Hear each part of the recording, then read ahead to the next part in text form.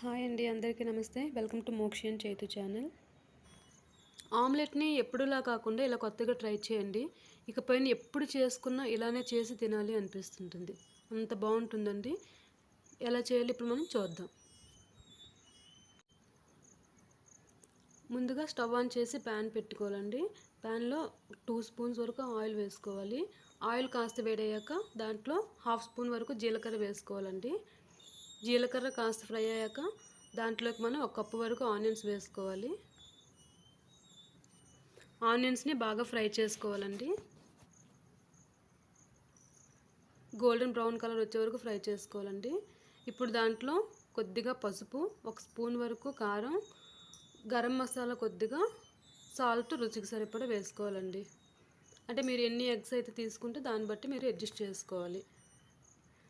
ఆ మసాలాలన్నీ కూడా ఫ్రై అయ్యేలాగా కాస్త ఫ్రై చేసుకోవాలి. ఇప్పుడు ఆనియన్స్ అనేవి పెనం మొత్తం స్ప్రెడ్ చేసుకోవాలండి. ఇలా కంప్లీట్గా స్ప్రెడ్ చేసుకోవాలి. ఇప్పుడు దాంట్లోకి మనం బ్రేక్ చేసుకునే ఎగ్స్ని ఒక్కొక్కటిగా అలా వేసుకోవాలండి. నేను గిన్నెలో ఎందుకు వేసుకున్నాను అంటే ఒక్కొక్కసారి ఎగ్స్ అనేవి బయట బాగానే ఉంటాయి కానీ లోపల పాడై ఉంటాయి కదా, అందుకే నేను సెపరేట్ బౌల్లో వేసుకుని నేను ప్యాన్లోకి వేసుకుంటూ ఉంటానండి.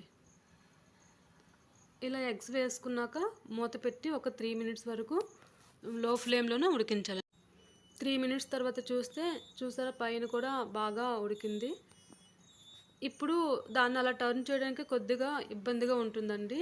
ఇప్పుడు ఆమ్లెట్ని 2 పీసెస్గా కట్ చేసేసుకొని టర్న్ చేసుకుంటే చాలా ఈజీగా అవుతుంది. ఇలా 2 పీసెస్గా కట్ చేసుకొని ఇలా 1 బై 1 టర్న్ చేసుకోవాలండి.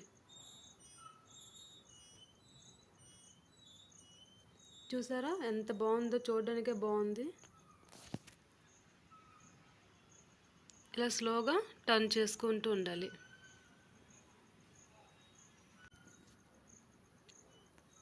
ఇప్పుడు మూత పెట్టి దీన్ని కూడా ఒక 2 మినిట్స్ వరకు లో ఫ్లేమ్లో ఉడికించాలండి.